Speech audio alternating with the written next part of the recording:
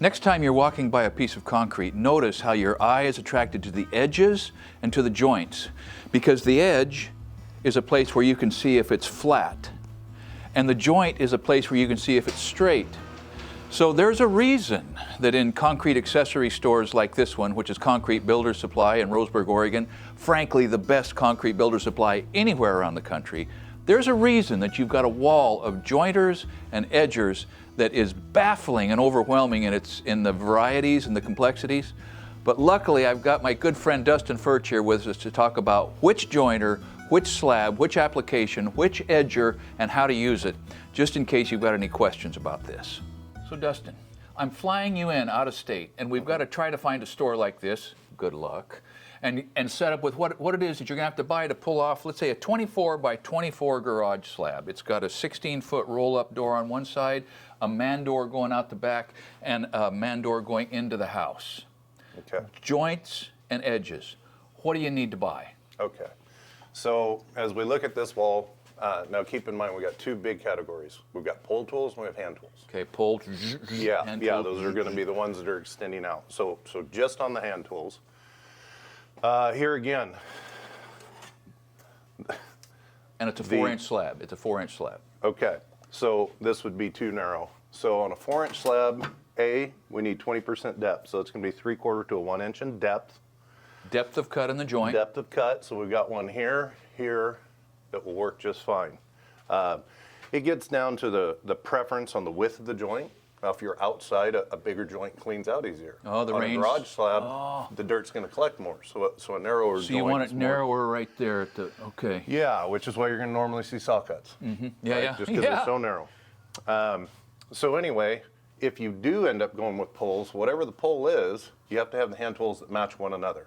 They can't be different. That's because you're poling out in the middle, but when you come up to the edge and you're working the edge, cleaning it up, you've got to match that profile. Correct. So all your edgers and all your joiners, whether it's on a pole or not, need to be the same tool design size. Okay. The body is irrelevant, but the actual shape, radius, depth, that has to match. So I would go here for my joiner, 20% depth. It's what I'm used to, and this would do the job. What is that, 5 inches wide? Let's see, I've got a tape measure in my pocket. No, it's not 5, it's 4.5. It's 4.5, okay. Mm-hmm. Now, of course, they do make larger ones, but and they do make larger ones with a handle, like these. And that's great in the beginning. There again, early on, you could use this. Laying it down, getting it in shape. If you're waiting to go out on your knee boards, after it's partially set up and it's a little bit harder, this is going to be a brute. This is going to be a lot easier. Okay. So now we've got a joiner. Edgers. So here again, depending if we had any narrow areas, like say the garage door was already mounted. Mm-hmm. Not common, but it happens. Well, you don't have room for a 6-inch edger. So that's where a narrow edger would be handy. Now that narrower would be, right there. Yeah, that's very job specific though. Okay. So and that's harder to keep flat. Incredibly harder to keep flat, and it has to be way more set up. It has to be much further down in the concrete being set up to be able to run this accurately without making those mistakes. So the larger the tool, the more forgiving it will be.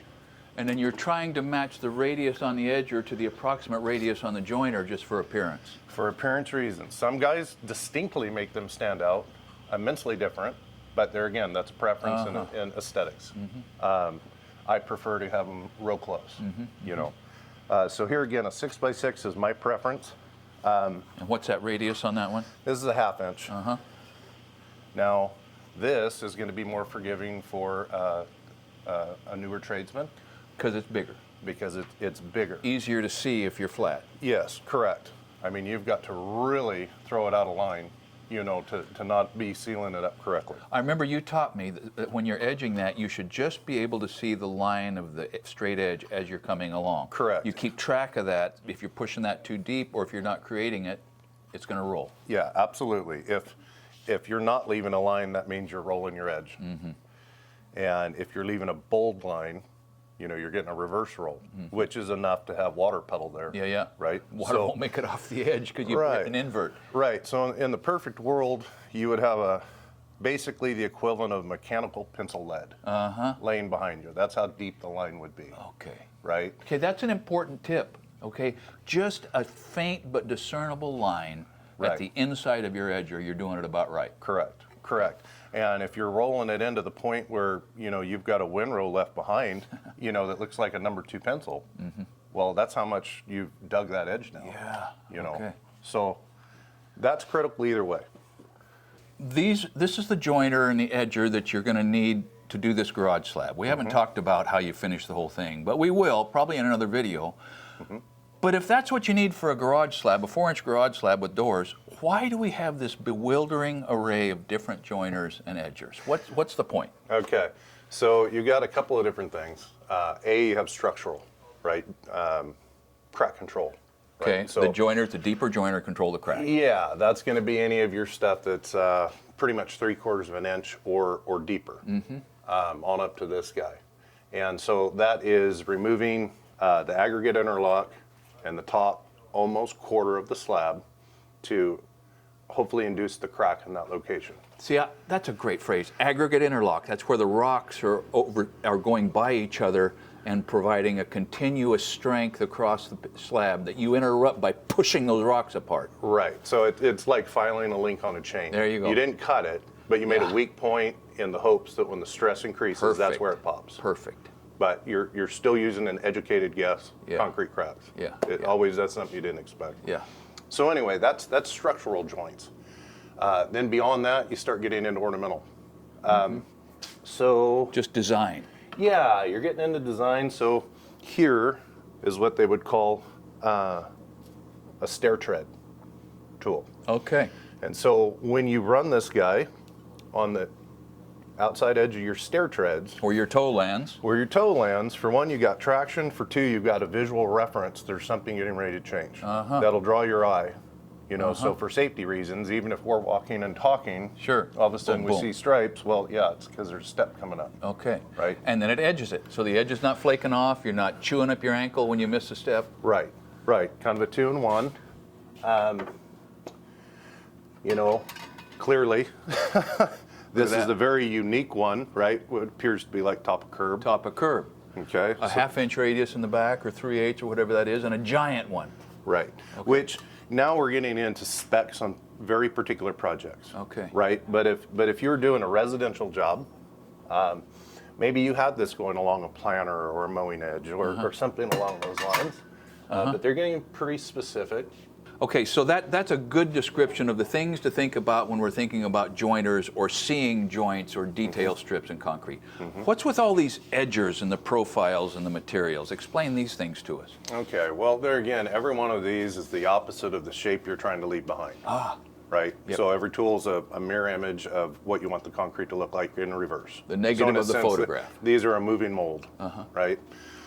So if you're looking for a chamfer strip or anything with a 45, right, you can do that. So if a 45 bevel's been placed into a wall and you have a sidewalk coming up to it. Oh, yeah. See, there again, it'd be a preference, Sure. right?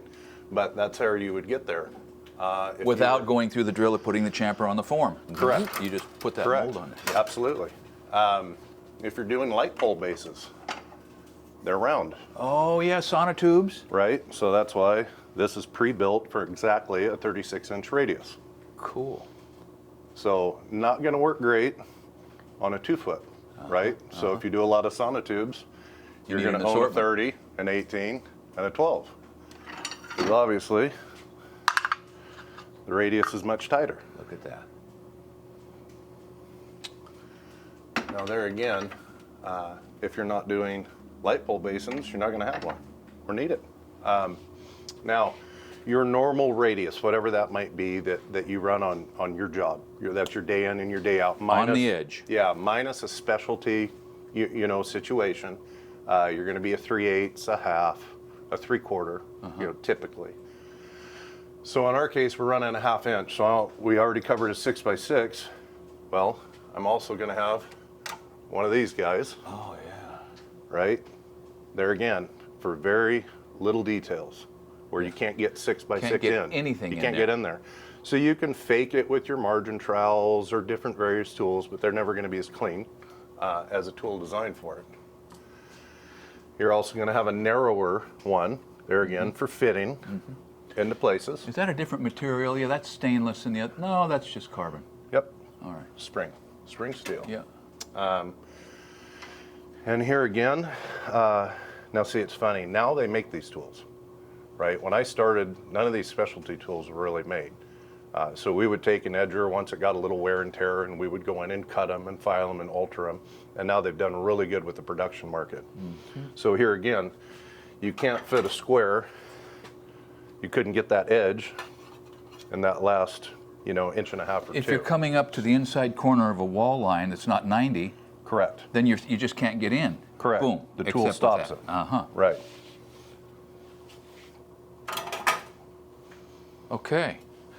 Okay, so we get that. The usability, the size of it for usability, the size of it for keeping flat, the radius for different appearance. What's with all these big ugly things? Explain these nosing tools. Okay. Yeah, well, here again, you already cheated. Nosing and cove tools. Yeah. This would be anytime you're transitioning from either a flat to a vertical, rather it was high and down or low and up. As in stairs or curbs. As in stairs or curbs. So now getting into the stair treads, you're going to have a nose and a cove. Now here again, these are going to be opposites. So when you're dealing with, say, a stair tread, and then you're coming up the face, and you're going back again, this would be the cove tool that ran from the flat to the vertical face. This would be the tool that ran from the vertical face to the top nose. So this is where an edger was used while the form was still there. So here again, your radius needs to match your edger. They need to be the same radius. Got it. And they're built oversized because you don't know what size stair tread you're doing. Everyone varies. Let's see. So they're a universal tool. About like that. Yeah. Okay. I think that's a 3/4, but yes. Yeah, it's neat to watch you guys strip and face stairs because you got a float out there on concrete that's not going to hold you up, but it kind of has to hold you up. Right. And so the forms have to be built so that we've got great footage of Tom floating up those stairs, kneeling on the edge of the forms, stripping those faces, coving, nosing, cleaning Right. up. It's a real science. Yeah, there's a little bit on the counter-levered patios, but that's just the nose, right? I think we edged the underneath. But yeah, on the stair treads, you're absolutely right. Yeah, It's neat. a lot of work. It's a lot of work. Yeah. It's a lot of work and it's tedious and the stakes are high because if it's not taken care of, there's no fixing it. No, and just like the edges, if they have any variation, I mean, Yeah. if you walk up and you look at the side of a stair tread and it's sloped out because you went too early or you worked it too hard too early. And pushed it back. And when you're running the nose tool, now you're pushing on something that's not supported. Yeah. So you're trying to push hard, but at the correct angle. Yeah. So Yeah. your technique's always changing a little bit. Yeah, that's neat. Yeah. So a couple things to wrap this up. Concrete can be overwhelming because it's obviously unforgiving. And once it's hard, baby, it's hard and it's going to crack and nobody's going to steal it and you can't burn it. But there's a world of difference between a good concrete job and one that is just, you hope nobody looks close. So if you're overwhelmed by concrete and you want to know how in the world do I learn something worthwhile, find a store like Concrete Builder Supply if you can, because you're going to find people there who know things. And they're going to know people who know more things. And so it's a valuable master class. There's master classes waiting to happen in stores like this. So if you have questions about any of these tools or specific